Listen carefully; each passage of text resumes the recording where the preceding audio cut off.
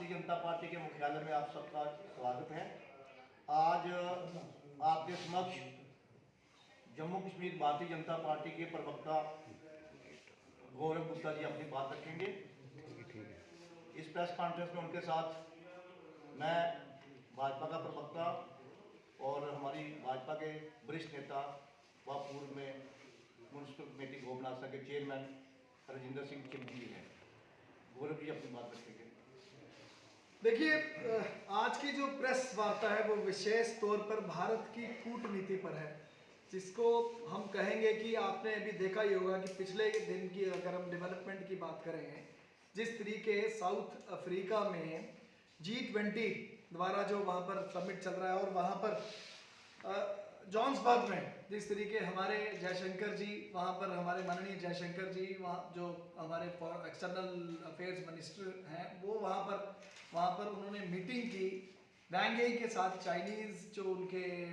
Diplomat हैं उनके साथ मीटिंग हुई और बातें बहुत क्लियर और बहुत स्पष्ट निकल आई किस तरीके चाइना और इंडिया के बायलैटरल रिलेशंस की जब मैं बात करता हूँ, जो कि 2020 में आपको सारों को पता ही है कि गलवान वाले इंसिडेंट के बाद किस तरीके कितनी बड़ी दूरियां आ गई थी। और उस मीटिंग में जो वहां पर चल रही थी, कल जो डिसाइड हुआ है कि भारत के साथ, भारत और चाइना के संबंधों में जो एक बहुत बड़ी जो एक डेवलपमेंट सामने आई है कि फ्लाइट्स जो इंडिया और चाइना के बीच में फ्लाइट्स को जो रिज्यूम करने जा रहे हैं, नंबर 1। नंबर 2 जो बात होने जा रही है कैलाश मानसरोवर यात्रा जो कि आगे गर्मियों में शुरू होगी, उस पर भी सहमति बन चुकी है। आज ये सब ये दिखाता है कि भारत की, जब मैं कूटनीति की बात करूं, जब मैं भारत की डिप्लोमेसी की बात करूं, एक बड़े स्तर पर एक नया एक मोड़ लेकर आगे बढ़ रही है। आपको आज मैं बताना चाहता हूं कि अगर हम पूरे घटनाक्रम को देखते हैं कि जब हम आंकड़े हैं कुछ जो मैं आपके सामने रखना चाहता हूं। अक्टूबर 2024 में जब 16th ब्रिक्स समिट जो कजान में रशिया में हुई और उस दौरान माननीय प्रधानमंत्री द्वारा वहां पर जब मीटिंग की गई, वहां के प्रधानमंत्री वहां के जिनपिंग जी के साथ, उसमें ये सब चीज़ें क्लियर होती जा रही थी कि ये वो भारत नहीं है 1962 वाला, ये भारत वो है जो 2020 में गलवान की जब घटनाएं हुई उसके बाद बिल्कुल स्थिर रहा अपनी LAC को लेकर और एकदम स्थिरता से, एकदम मजबूती से खड़ा रहा। और उसके परिणाम ये हुए कि जब हमारी 16वीं जब हमारी ब्रिक्स की समिट हुई अक्टूबर 2024 में, वहां पर मीटिंग के बाद जो उसका रिजल्ट आना शुरू हो गया कि ऑलमोस्ट चाइना एक डिक्लाइन मैनर में दिखा, जहां पर वो भारत के साथ एंगेजमेंट तुम्हारा करना चाहता है, रिश्ते सुधारना चाहता है। फिर उसके बाद नवंबर G20 में जब ब्राज़ील में मीटिंग हुई, फिर हमारे एक्सटर्नल अफेयर मिनिस्टर जो जयशंकर जी, फिर उनके साथ जब चर्चा हुई तो वहाँ पर चाइनीज़ फॉरेन मिनिस्टर जो वैंग यी, फिर दोबारा इन्हीं टॉक्स को रिज्यूम किया गया जो कि पिछले महीने हुई थी।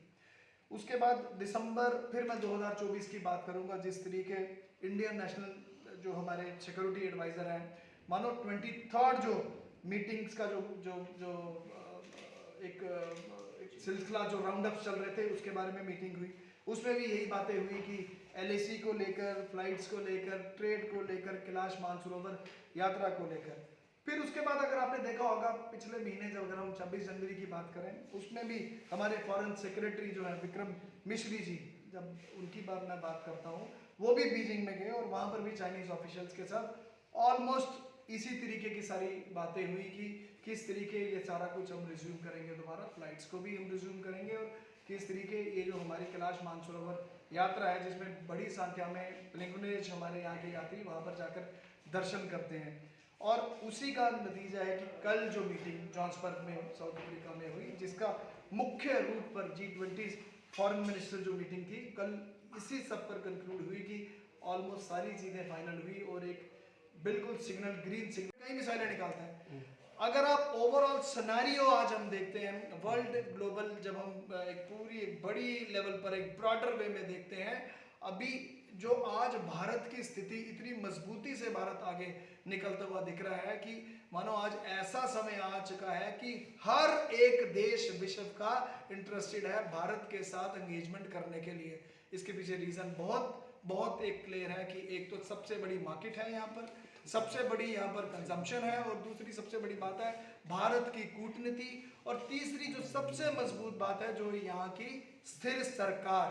जिन्होंने ये प्रूव करके बताया कि चाहे जितनी मर्जी एक ग्लोबल आज वर्ल्ड ऑर्डर भी चेंज हो जाए, कुछ भी हो जाए, पर भारत जिस क्षमता से आगे बढ़ रहा है उस तरीके से आने वाला टाइम सिर्फ भारत का होगा। और इसके कई परिणाम आपने पीछे भी देखे, चाहे मैं कॉरिडोर की बात करूं, और मानिए फ्रांस की जो विजिट थी उसको मैं खासकर एक विशेष तौर से जब मैं बड़ी गहराई से देखता हूं, जब फ्रांस की जो विजिट में वहां पर जो मार्सले से मुंबई कॉरिडोर की भी अनाउंसमेंट होना कि हम उस तरीके से आपस में एक कॉरिडोर की आईमेक को एक्सटेंड करते करेंगे, तो ये क्लियर कट दिखाता है कि आज हर एक देश हमारे साथ जुड़ना चाहता है। आज हर एक पूरे वर्ल्ड का जो आज सिनेरियो है वो सिर्फ भारत को